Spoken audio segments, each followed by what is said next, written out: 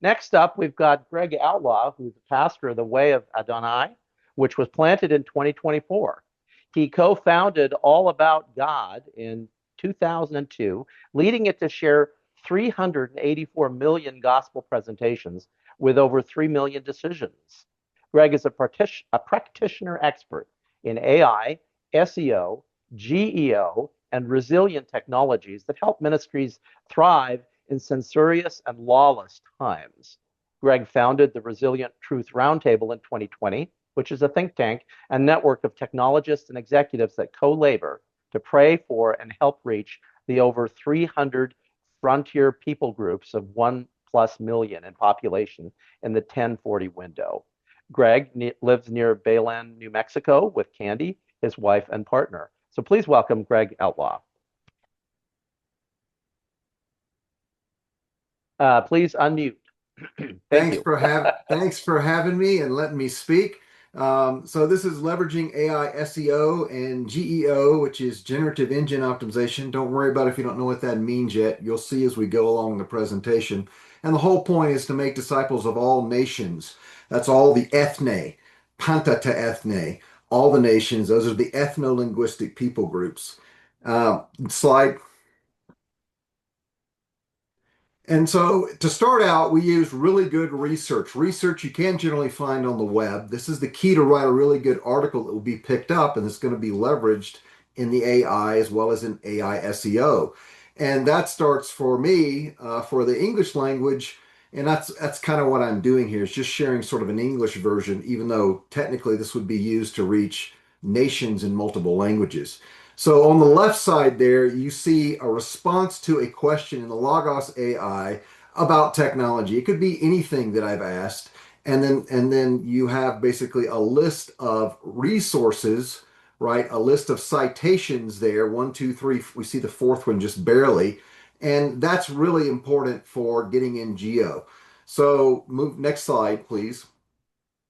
So we also have a pillar article writer that we've used, and it has a instruction set going against, and it could be any back-end AI. It could be big tech AI. It could be open source AI or LLMs. It doesn't really matter what sort of the back end is, and so it's agnostic toward that. You just might have to change the instructions. You're not seeing any of those things here.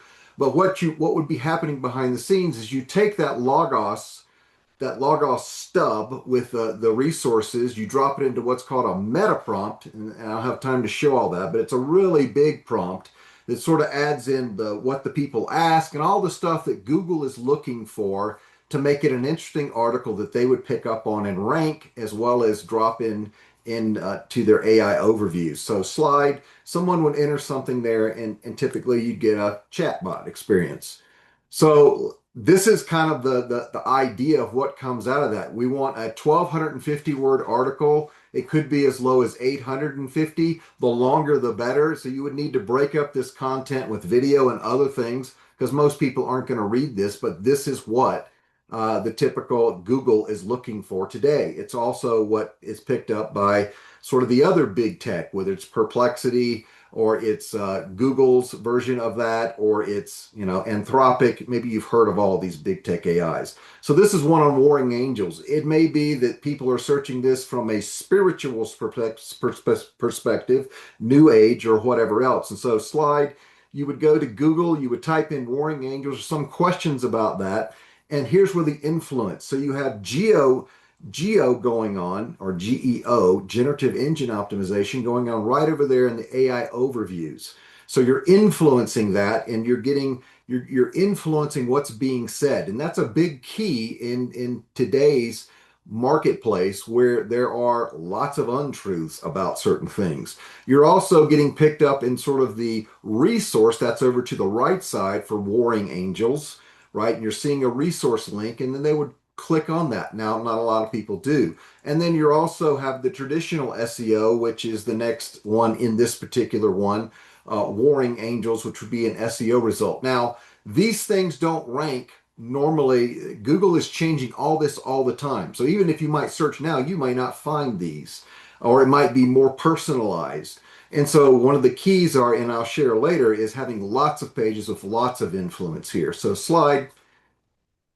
And so somebody would click on one of those. In a best case scenario, they would come to this page. There would be an AI either in the bottom right corner, or it'd be embedded with little boxes in between the articles saying, go on a personal journey, ask your own questions, stop reading and just get your specific answer. Slide. And then they would come from that into another AI. So this is a nurturing AI, a discipling AI that would then take from their journey to find out through what's called sentiment analysis where these people are in their journey, and they would enter something in. So slide, they might enter in what are different kinds of angels in the Bible. It would put out this article or this information in sort of bulleted format. Slide, here's the next page of that. So it's a long, detailed answer that people can drive deeper. And in this case scenario, we figured that since they asked about the Bible, we would surface the gospel.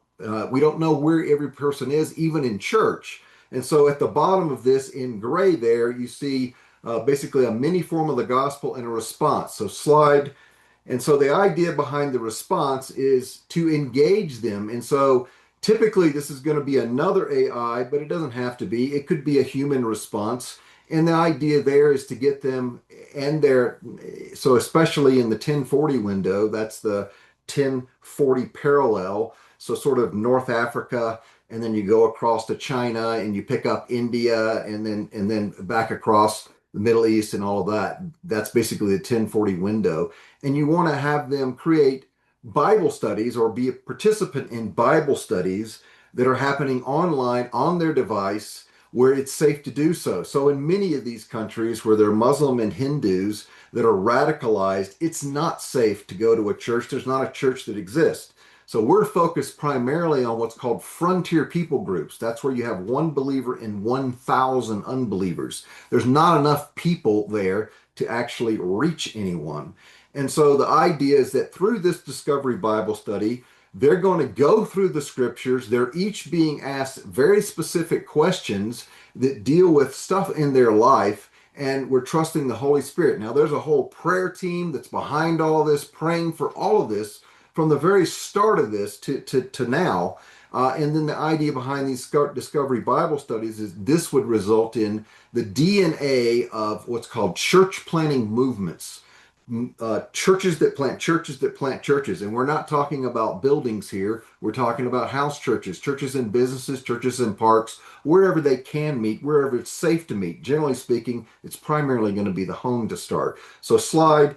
And the idea behind this is just it's a very powerful idea. So we mentioned that it took all about God. It took over 20 years to create 10,000 articles in 14 languages, and that resulted in 384 million gospel presentations and 3 million decisions over that span of period of time.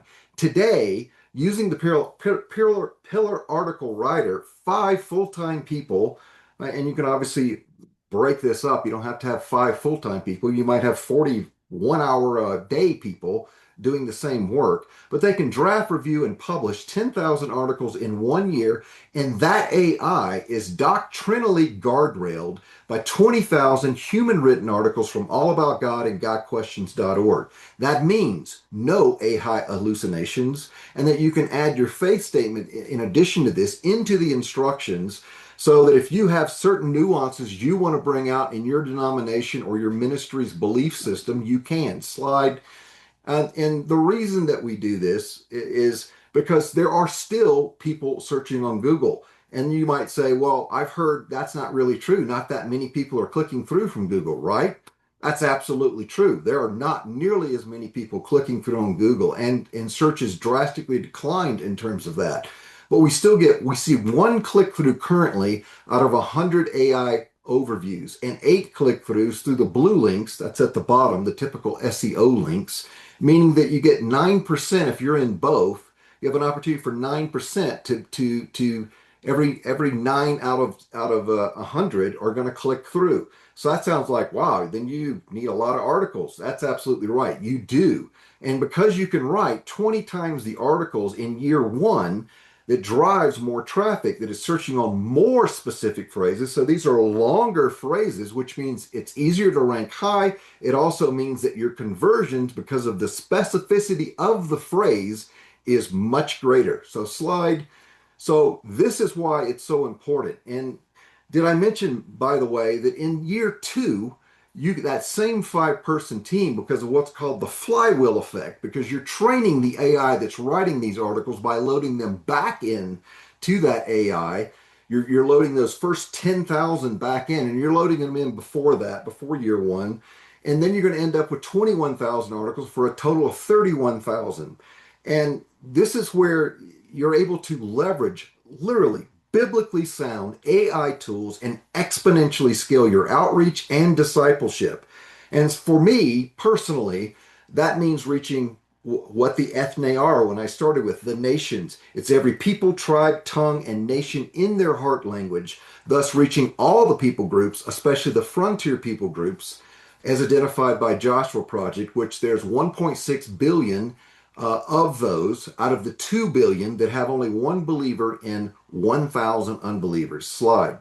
And so this is a sure thing. And that's the most exciting thing apart from it. There's no way to fail at this. The only way to fail is not to obey.